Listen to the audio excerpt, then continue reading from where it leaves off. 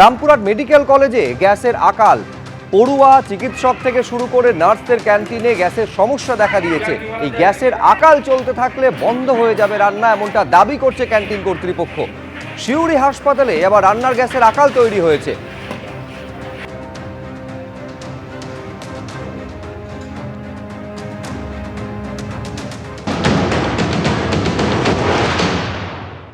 আমাদের খুবই সমস্যা হচ্ছে গ্যাসের জন্য। এখানে মানে টাকা পয়সা দিয়েও গ্যাস পাচ্ছি না, এমনি তো দাম অনেক বেড়ে গিয়েছে, আর খুবই অসুবিধা হচ্ছে। মানে গ্যাসের জন্য সকাল থেকেই আজকে দৌড়াদৌড়ি হচ্ছে, রান্নাতেও দেরি হয়ে গেল। কবে যে সংকট মিটবে এখন তো বুঝতে পারছি না, আরও দাম বাড়বে কিনা, বা এই গ্যাসের এই যে ক্রাইসিস চারিদিকে হচ্ছে সেটা আরও হবে কিনা বুঝতে পারছি না কিছু। মানে যাকেই জিজ্ঞেস করছি সেই বলছে গ্যাস হবে না, দোকান বন্ধ করে দিন। এটা সিউড়ি সদর হসপিটালের কিচেন। এটা হসপিটালের পেশেন্টের রান্না হয়। গড়ে মোটামুটি আপনার পার ডে 1500 পেশেন্টের রান্না হয় কমার্শিয়াল এলপিজি গ্যাসে। এখন আপনার 1 দিন থেকে 1.5 দিনের স্টক আছে, কিন্তু আগে বিগত 1 মাস আগে মোটামুটি আমার 15 দিনের স্টক থাকতো। রান্নার গ্যাসের সংকটের জেরে তমলুকের বর্গভীমা মন্দিরে প্রসাদ বিতরণে অনিশ্চয়তা দেখা দিয়েছে। গ্যাসের অভাবে মন্দিরে ভোগ দেওয়া বা কুপন কেটে ভোগ খাওয়া অনিশ্চিত হয়ে পড়েছে। পরিস্থিতি স্বাভাবিক না হলে 21শে মার্চ পর্যন্ত ভোগের বুকিং বাতিল ভক্তদের জানিয়ে দিয়েছে তমলুকের বর্গভীমা মন্দির কর্তৃপক্ষ।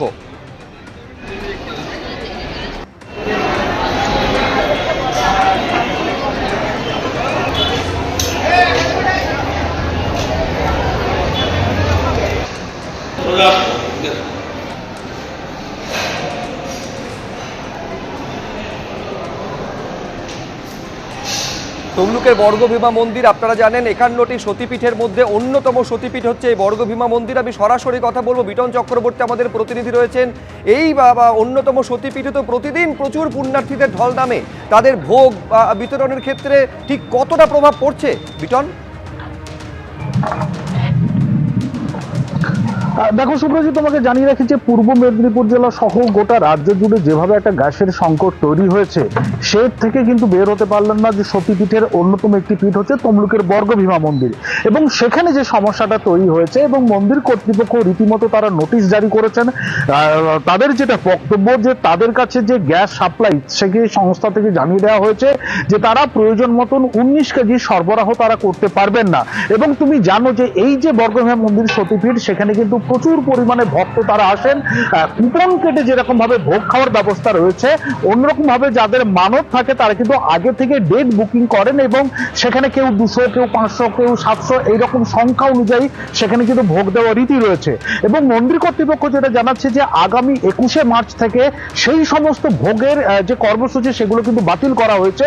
এবং যারা বুকিং করেছিলেন অগ্রিম তাদেরকে কিন্তু জানিয়ে দেওয়া হয়েছে ইতিমধ্যেই যে তারা 21শে মার্চ থেকে এই ধরনের যে মানসিক বা মানত ভোগ সেগুলো তারা বন্ধ করছেন। অন্যদিকে মন্দির কর্তৃপক্ষ এও জানাচ্ছেন যে প্রত্যেকদিন মায়ের যে ভোগ সেই ভোগ কিন্তু চালু থাকবে, কিন্তু কুপন কেটে ভোগ খাওয়ার যে রেওয়াজ তমলুকের বর্গভীমা মন্দিরে এবং ভোগ দেওয়ার যে রেওয়াজ আছে সেটা কিন্তু 21শে মার্চ থেকে বন্ধ করে দেওয়া হচ্ছে। যদি তার মধ্যে পরিস্থিতি স্বাভাবিক হয় সেই বিষয়টা তারা বিবেচনা করে দেখবেন, অন্তত মন্দির কর্তৃপক্ষ এমনটাই জানাচ্ছেন। ধন্যবাদ বিটন।